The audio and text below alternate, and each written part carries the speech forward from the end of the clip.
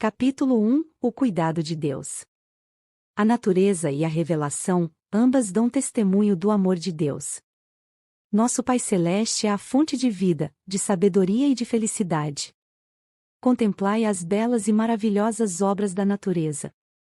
Considerai a sua admirável adaptação às necessidades e à felicidade, não só do homem, mas de todas as criaturas viventes. O sol e a chuva, que alegram e refrigeram a terra, as colinas, e mares e planícies, tudo nos fala do amor de quem tudo criou. É Deus quem supre as necessidades cotidianas de todas as suas criaturas, como tão belamente o exprime o salmista nestas palavras. Os olhos de todos esperam em ti.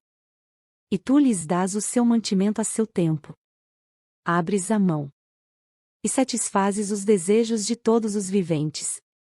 Deus criou o homem perfeitamente santo e feliz, e a formosa terra, ao sair das mãos do Criador, não apresentava nenhum vestígio de decadência ou sombra de maldição.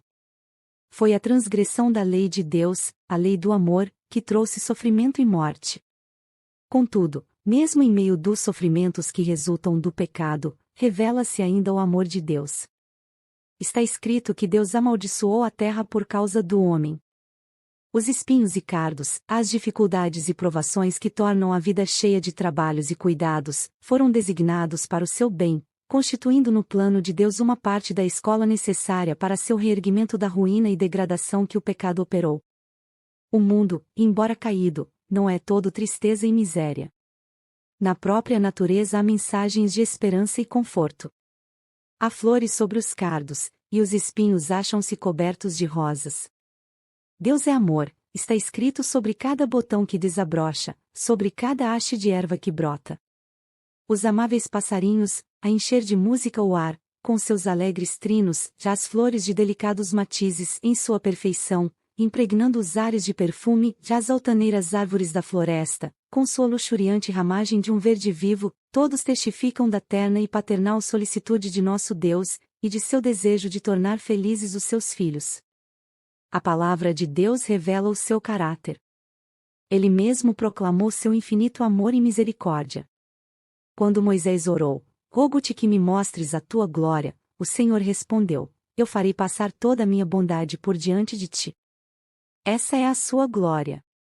Ele passou diante de Moisés e proclamou, Jeová, o Senhor, Deus misericordioso e piedoso, tardio em iras e grande em beneficência e verdade, que guarda a beneficência em milhares, que perdoa a iniquidade, e a transgressão, e o pecado, ele é longânimo e grande em benignidade, porque tem prazer na benignidade. Deus ligou a si nosso coração por inúmeras provas no céu e na terra. Pelas obras da natureza, e os mais profundos e ternos laços terrestres que pode imaginar o coração humano, procurou ele revelar-se a nós. No entanto, estas coisas só muito imperfeitamente representam o seu amor. Não obstante todas essas provas, o inimigo do bem cegou o espírito dos homens, de maneira que foram levados a olhar a Deus com temor, considerando-o severo e inexorável. Satanás levou o homem a imaginar Deus como um ser cujo principal atributo fosse a justiça severa, um rigoroso juiz, e credor exigente e cruel. Representou o Criador como um ser que espreita desconfiado, procurando discernir os erros e pecados dos homens, para que possa trazer juízo sobre eles. Foi para dissipar essa negra sombra, revelando ao mundo o infinito amor de Deus, que Jesus baixou para viver entre os homens. O Filho de Deus veio do céu para revelar o Pai. Deus nunca foi visto por alguém. O Filho unigênito, que está no seio do Pai, este o fez conhecer. Ninguém conhece o Filho, senão o Pai, e ninguém conhece o Pai, senão o Filho e aquele a quem o Filho quiser revelar. Quando um dos discípulos fez o pedido, Senhor, mostra-nos o Pai, Jesus respondeu, estou há tanto tempo convosco, e não me tendes conhecido, Filipe. Quem me vê a mim vê o Pai, e como dizes tu, mostra-nos o Pai? Descrevendo a sua missão terrestre, disse Jesus, o Espírito do Senhor é sobre mim, pois que me ungiu para evangelizar os pobres, enviou-me a curar os quebrantados do coração, a apregoar liberdade aos cativos, e dar vista aos cegos, a pôr em liberdade os oprimidos. Essa foi a sua obra. Andava fazendo o bem, curando os oprimidos por Satanás. Havia aldeias inteiras onde não existia mais nenhuma casa em que se ouvissem lamentos de enfermo, porque Jesus por elas passará e lhes curar os doentes. Sua obra dava testemunho de sua unção divina. Amor, misericórdia e compaixão se patenteavam em cada ato de sua vida. Seu coração anelava com terna simpatia pelos filhos dos homens. Revestiu-se da natureza humana para poder atingir as necessidades do homem. Os mais pobres e humildes não receavam aproximar-se dele. Mesmo as criancinhas para ele se sentiam atraídas. Gostavam de subir-lhe aos joelhos e contemplar-lhe o rosto pensativo, que refletia bondade e amor. Jesus não suprimia da verdade uma palavra que fosse, mas sempre a proferia com amor. Em seu convívio com o povo exercia o maior tato, dispensando-lhes atenta e bondosa consideração. Não era nunca rude, jamais pronunciava desnecessariamente uma palavra severa, nunca motivava dores desnecessárias a uma alma sensível. Não censurava as fraquezas humanas. Dizia a verdade, mas sempre com amor. Denunciava a hipocrisia, a incredulidade e a injustiça, mas o pranto transparecia em sua voz quando proferia suas fulminantes repreensões. Chorou sobre Jerusalém, a cidade que amava, e que recusava recebê-lo a ele que era o caminho, a verdade e a vida. Haviam-no rejeitado, a ele que era o Salvador, mas olhava-os com ternura e compaixão. Sua vida foi de abnegação e solícito cuidado pelos outros. Toda a alma era preciosa aos seus olhos. Se bem que sempre se conduzisse com divina dignidade, inclinava-se com a mais terna simpatia a cada membro da família de Deus. Via em todos os homens almas caídas, cuja salvação constituía o objeto de sua missão. Tal é o caráter de Cristo, revelado em sua vida. Tal é também o caráter de Deus. É do coração do Pai que as torrentes da compaixão divina, manifestas em Cristo, fluem para os filhos dos homens. Jesus, o terno, compassivo Salvador, era Deus manifestado na carne. Foi para nos remir que Jesus viveu, sofreu e morreu. Tornou-se um varão de dores, para que pudéssemos tornar-nos participantes das alegrias eternas. Deus permitiu que seu Filho amado, cheio de graça e verdade, viesse de um mundo de indescritível glória para outro mareado e corrupto pelo pecado e obscurecido pela sombra da morte e da maldição. Consentiu em que ele deixasse seu amoroso seio e a adoração dos anjos, para sofrer a ignomínia, a injúria, a humilhação, o ódio e a morte. O castigo que nos traz a paz estava sobre ele, e, pelas suas pesaduras, fomos sarados. Ei-lo no deserto, no Getsêmani, sobre a cruz. O imaculado Filho de Deus tomou sobre si o fardo do pecado. Ele, que fora um com Deus, sentiu na alma a terrível separação que o pecado causa entre Deus e o homem. Foi o que lhe arrancou dos lábios o brado de angústia: Deus meu, por que me desamparaste? Foi o peso do pecado, a sensação de sua terrível enormidade e da separação por ele causada entre Deus e a alma, que quebrantaram o coração do Filho de Deus. Mas este grande sacrifício não foi feito para engendrar no coração do Pai o amor para com o homem, nem para dispô-lo a salvá-lo. Não, não. Deus amou o mundo de tal maneira que deu o seu Filho unigênito.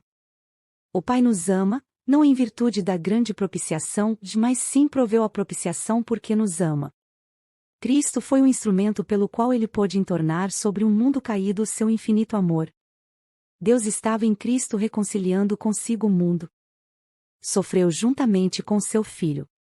Na agonia do Getsêmani, na morte sobre o Calvário, o coração do infinito amor pagou o preço de nossa redenção. Disse Jesus: por isso, o Pai me ama, porque dou a minha vida para tornar a tomá-la. Isto é, meu Pai tanto vos amou, que mais ainda me ama a mim por dar a minha vida a fim de vos redimir. Tornando-me vosso substituto e penhor, entregando minha vida, tomando sobre mim vossas fraquezas e transgressões, sou muito amado de meu Pai, porque em virtude de meu sacrifício Deus pode ser justo e, ao mesmo tempo, justificador daquele que tem fé em Jesus. Ninguém senão o Filho de Deus poderia efetuar nossa redenção, pois unicamente aquele que estivera no seio do Pai é que o podia revelar.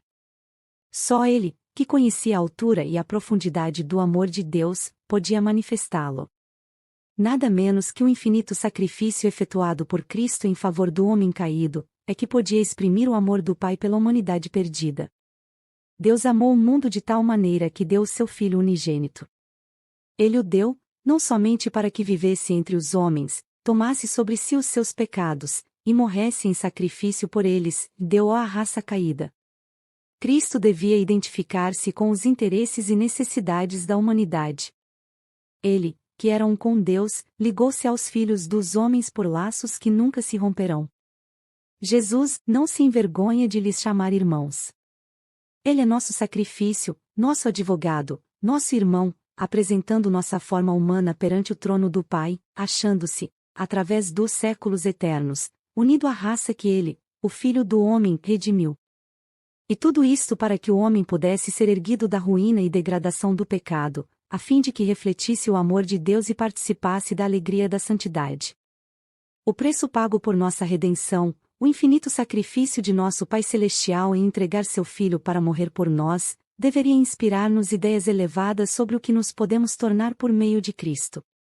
Quando o inspirado apóstolo João contemplou a altura, a profundidade e a amplidão do amor do Pai para com a raça perdida, foi possuído de um espírito de adoração e reverência, e, não podendo encontrar linguagem apropriada para exprimir a grandeza e ternura desse amor, chamou para ele a atenção do mundo.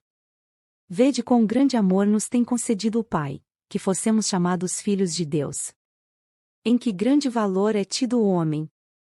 Pela transgressão tornam-se os filhos dos homens sujeitos a Satanás. Pela fé no sacrifício expiatório de Cristo, os filhos de Adão podem voltar a ser filhos de Deus.